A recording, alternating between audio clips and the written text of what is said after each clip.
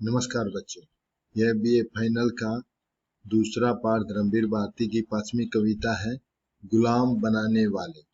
गुलाम बनाने वाले से ही जाहिर होता है कि हमारा देश को गुलाम बनाने वाले पहले मुगल आए थे, बाद में अंग्रेज, और अब जो हमारी संस्कृति पर पाश्चात्य संस्कृति प्रभाव डाल रही है, जो टूरिस्ट हैं वे हमारे को यानी कि अपनी संस्कृति साथ लेकर आते हैं। कई विदेशी फिल्में आती हैं। आजकल हमारे बच्चे भारत की फिल्म न देख करके अमेरिका, यूरोप की फिल्में और अमेरिकन फिल्मों देखने में ज़्यादा रुचि लेते हैं।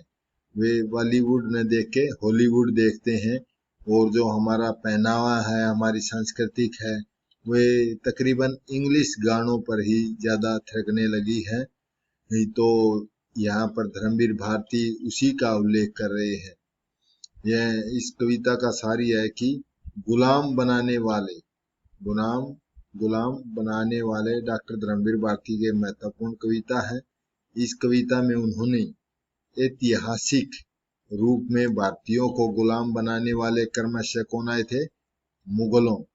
पहले मुगल आए थे और फिर अंग्रेज आए हैं।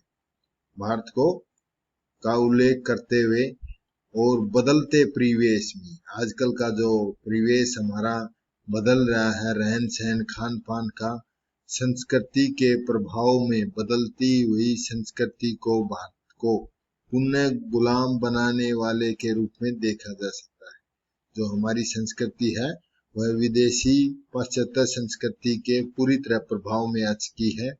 भारतीयों को गुलाम बनाने के लिए बहुत पहले मुगल खैबर के दर्रों से होते हुए भारत आए थे। खैबर का दर्रा कहाँ है?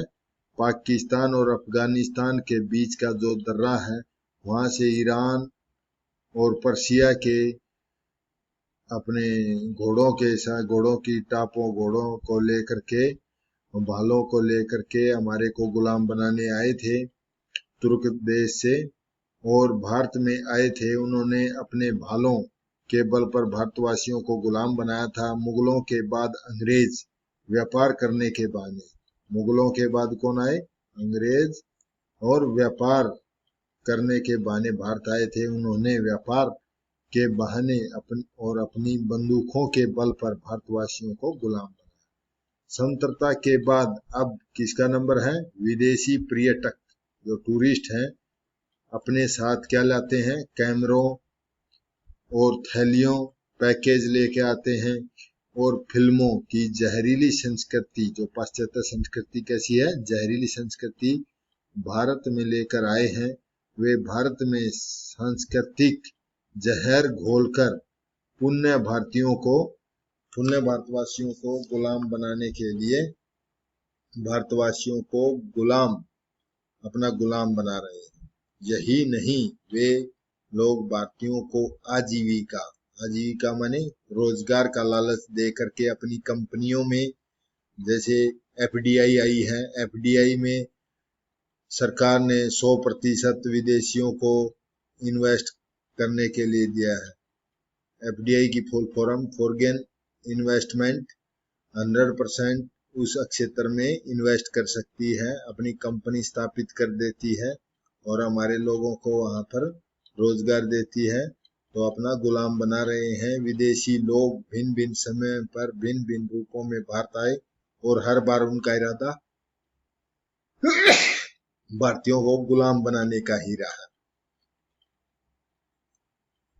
प्रस्तुत पंक्तियां हमारी हिंदी की पाठ्य पुस्तक समकालीन हिंदी कविता में संकलित गुलाम बनने वाले से अवतरित है। इसके रचयिता धर्मवीर भारती है। इस कविता में उन्होंने ऐतिहासिक रूप में भारतीयों को गुलाम बनाने वाले क्रमशः मुगलों, अंग्रेजों का उल्लेख करते हुए बदलते परिवेश में और बदलती संस्कृति को भारतीयों को पुण्य गुलाम बनाने वालों के रूप में देखा गया है। इन पंक्तियों में कवि कहता है कि और भी पहले कई बार आए हैं। और भी पहले का अर्थ है पूर्व में। जो पूर्व में कौन आया था? सबसे पहले सिकंदर ने आक्रमण करा था। सिकंदर विश्व विजेता बनने के लिए भारत पर आक्रमण किया था। उसके बाद हुणों के आक्रमण हुए, तैमूर का आक्रमण हुए और कई और भी। उसके बाद मुगल आए थे। एक बार जब उनके हाथों में भाले थे, जब मुगल आए तो उनके हाथों में क्या थे? भाले थे। घोड़ों की टापों से खैबर की चट्टानें कापी थी। खैबर माने पाकिस्तान और अफगानिस्तान की सीमा पर स्थित ऐतिहासिक प्रसिद्ध दर्रा है, जो ईरान, इराक और तुर्की से विदेशी व्यापार होता था। ये वहीं से आते थे। जो मुगल आए, मुगलों के हाथों में भाले थे। जो तुर्किश थे वे घोड़ों पर बैठकर, घोड़ों की जो टापें होती है, टाप क्या है? घोड़ों के चलने की आवाजों से जो खैबर पास की जो चट्टानें थी, जो पहाड़ियां थी, वे भी कांप गई थी। और एक बार जब भालों की बजाय, भालों की जगह उनके हाथों में तिजराती परवाने थे। तिजराती परवाने क्या होते हैं? व्यापार करने के प्रपत्र, दस्तावेज। जो कौन लेके आए थे? अंग्रेज यहाँ व्यापार करने के बहाने आए थे और अपने बगल में क्या है? संगीने का मतलब है बंदूकें लेकर आए थे अपने साथ।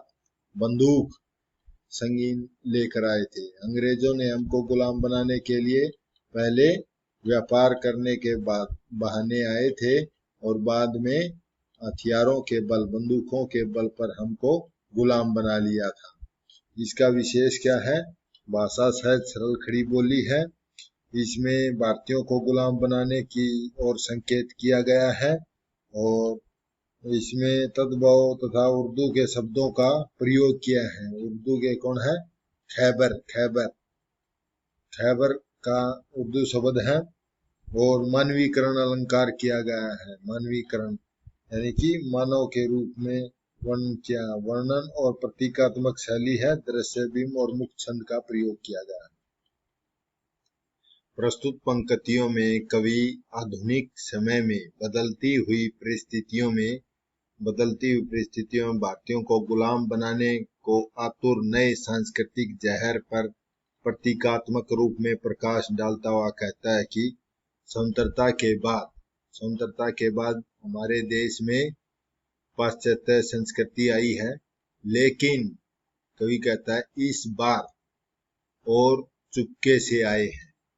जो हमारे को गुलाम बनाने के लिए आए हैं, पहले आक्रमणकारी आए थे, अंग्रेज व्यापारी के रूप में आए थे, परंतु अब की बार चुपके से आए हैं हमारे देश में। आधे हैं जिनके हाथों में कैमरे, थैलियां, टूरिस्ट पासपोर्ट, रंग बिरंगी फिल्में। आधे हैं जिनके पास रंग बिरंगे चेहरे। कवि कहता है कि अब की बार हमारे को गुलाम बनाने के लिए चुपचाप भारतीय संस्कृति में जहर घोलने आए हैं। ऐसे ही भारतवासियों गुलाम बनाने की मनसा से जिनके हाथों में क्या है? कैमरे हैं, फोटो उतारने के लिए कैमरे हैं और पैकेज हैं, थैलियां माने पैकेज हैं, जो थैली रखी हुई है, थैलियां के पैकेज है उनके पास। और टूरिस्ट यानी पर्यटन पासपोर्ट हैं और रंग बिरंगी फिल्में हैं, जो विदेशी रंग बिरंगी फिल्में हैं, जो हमारी संस्कृति में घुलकर हमारे लोगों को ऐसा आदी बना देती है कि हम उसके बिना नहीं रह सकते। आधे हैं जिनके पास रंग बिरंगे चेहरे, और जो विदेशी हैं उनके कैसे हैं? रंग बिरंगे मुखौटे, रंग बिरंगे चेहरे हैं, जिनको वे हुक्म के मुताबिक बदल सकते हैं। यानी जो विदेशी हैं वे उनके देश के आदेश के अनुसार एक दूसरे अपने मुखौटे माने अपने चेहरे को बदल भी सकते हैं। अपने चेहरे को बदल सकते हुए भारतवासियों को अपनी बातों में बदल जाना सिखाकर गुलाम बनाने के लिए फिर से आए हैं। अब इन पंक्तियों में कहता है, दो आने वाले यानी जो आए हैं, दूर किसी नगरी में छपे हैं पैम्पलेट। पैम्पलेट क्या होता है? पैम्पलेट का अर्थ है पर्चे। जो पर्चे नहीं चिपका दिए जाते दीवारों पर, वे पर्चे लेके आए हैं। गुलाम बनाने के लिए ऐसे लोगों के पास दूर किसी शहर में छपाए गए पर्चे भी हैं। शहर में, नगरी में छपे पर्चे भी हैं। दूर किसी नगरी में पर्चे भी छिपा रखे। इन पर्चों पर उन्होंने ऐसी बात लिख रखी है। कैसी बात लिखी है? रोटी और पंफलेट के ढेरों पर ढक ढक कर आई है दूर किसी नगरी में ढली हुई जंजीरें। जंजीरें का मतलब है कड़ियां। कड़ियां माने बेड़िया, गुलाम की बेड़िया। ठीक है। यानी इन पर्चों पर भारतीयों को आजीविका और रोटी रोजगार का सुनहरे सपने दिखाते हैं। ये पैम्पलेट क्या है? उनमें क्या ढकी हुई है? रोजगार, रोटी के सुनहरे सपने दिखाते हैं। वास्तव में रोजगार का सपना दिखाने वाले पर्चे के दूर किसी शहर में ढली हुई जंजीरें भारतवासियों को गुलाम बनाने आई है। यानी कि जो उन पर्चों में छिपी हुई है वह दूर किसी शहर में ढकी हुई जंजीरें हैं जो भारतवासियों को रोजगार का लालच देकर हमारे को गुलाम बनाने के लिए आई है। भाषा सहज सरल खड़ी बोली है, पुनरुक्ति अनुप्रास का प्रयोग किया है और वर्णात्मक शैली है, दृश्य बीम है, मुख्य छंद का प्रयोग किया गया है। प्रस्तुत पंक्तियों में कवि कहता है, ढंग है नया लेकिन बात यह पुरानी है। यानी सदियों पुरानी है। घोड़ों पर रखकर, थैलियों में भरकर या रोटियों में से ढककर, फिल्मों में रंग कर। कवि कहता है भारतवासियों को गुलाम बनाने के आधुनिक तरीके हैं। आधुनिक, नया ढंग माने आधुनिक तरीका है। भारत में सांस्कृतिक जहर घोलना तथा भारतवासियों को आजीविका का लालच दिखाकर उनको गुलाम बनाने का नया तरीका है ये। लेकिन यह बात पुरानी है। क्योंकि यह बात पुरानी कैसे है? भारतवासियों को गुलाम बनाने के लिए पहले मुगलों ने घोड़ों पर आए थे और बाद में व्यापार करने के बहाने थैलियों में भरकर आए थे। अब आजीविका से ढककर, रोटी आजीविका के लिए, रोटी के लिए ढककर पंफलेट और फिल्मों का रंग में हमारी संस्कृति को बदलकर ये लोग आए हैं।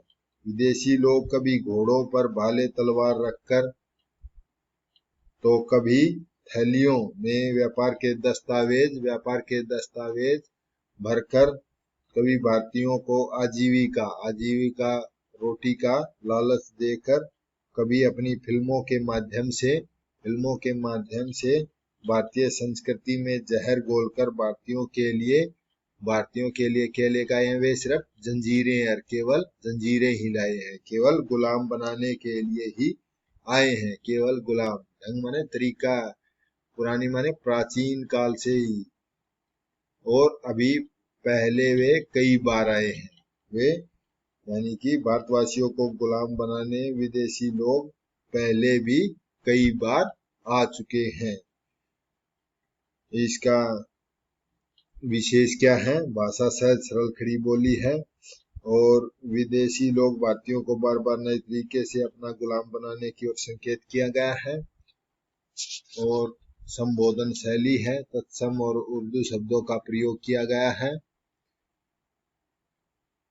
और वर्णात्मक प्रतीकात्मक शैली है, दृश्य बिंब है, मुख्य छंद है। आशा करता हूँ आपको यह समझ में आया होगा। धन्यवाद।